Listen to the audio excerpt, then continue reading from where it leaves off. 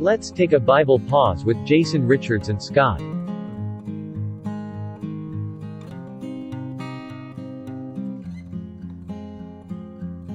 Who is Jesus Christ? Now, that's a pretty important question, isn't it?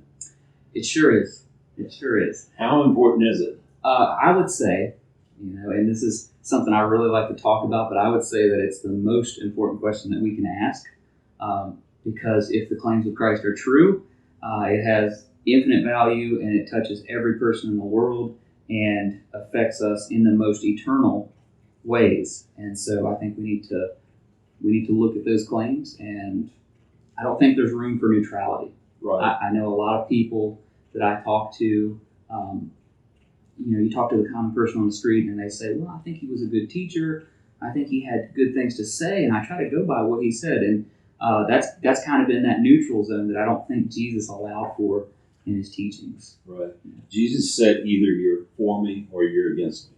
Right. Yes. He's very black and white as far as following him for who he is or not following him.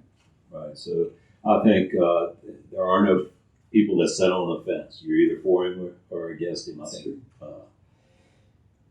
There's also what some people call the C.S. Lewis dilemma. Yeah, it's a C.S. Lewis trilemma, and because he actually had three options there. Right. So C.S. Lewis, just to sum it up, he said that you have to realize that Christ is either lunatic, liar, or Lord. And that might sound a little, for you Christians out there, that might sound, what did you say? That sounds a little blasphemous. It's also called the mad, bad, or God argument. And what he's basically saying there is, if you look at what Jesus was saying in the context of the first century, he's making outrageous claims of deity. He's making claims of being the Yahweh of the Old Testament. Right. And if he's doing that, once you establish that, he's either crazy, that's the lunatic option. He's either a liar because it's just not true and he's just like any other man, or he actually is Lord. And so we can take time going through that and seeing which of those three makes the most sense with the Gospels and how Christ is presented historically. Mm-hmm. Have you had the opportunity? I'm sure you've gone door to door talking to people, witnessing, sharing the Gospel. I've done that. And a lot of times we ask, who do you think Jesus is? And you get a bunch of different responses to that. Like you had touched on, some say he's teacher, some say he was a good man. What are some other ones that you've heard?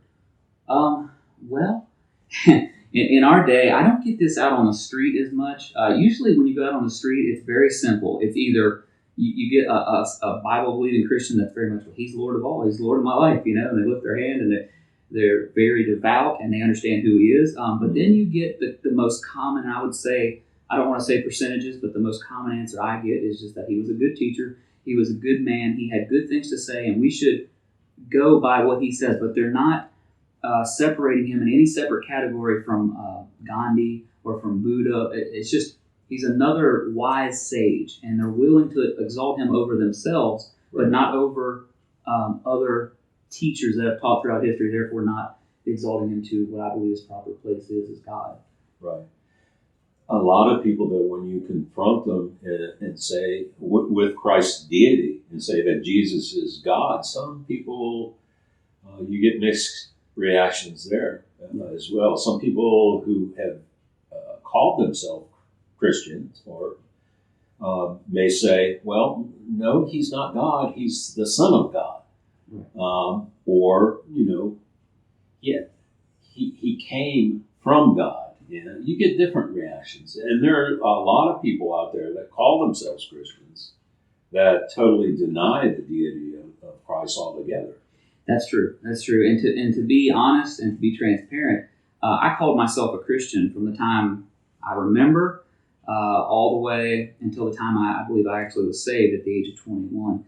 And if you would have asked me, who is Jesus? Let's get down to like his actual person, the ontological definition of Christ. I would say the same things. I would say that he was a good man.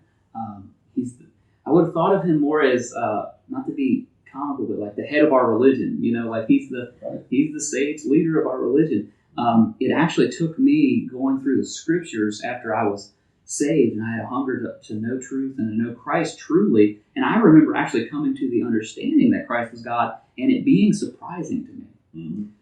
And so I know that there's a lot of people that there are people that know Christ's claims and are outright rejecting it and saying, no, it's not true, it's fable.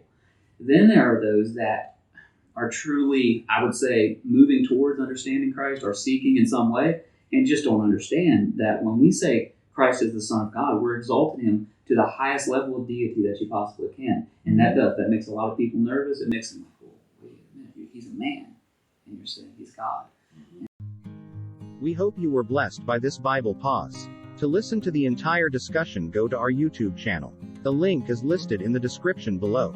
Thanks for listening.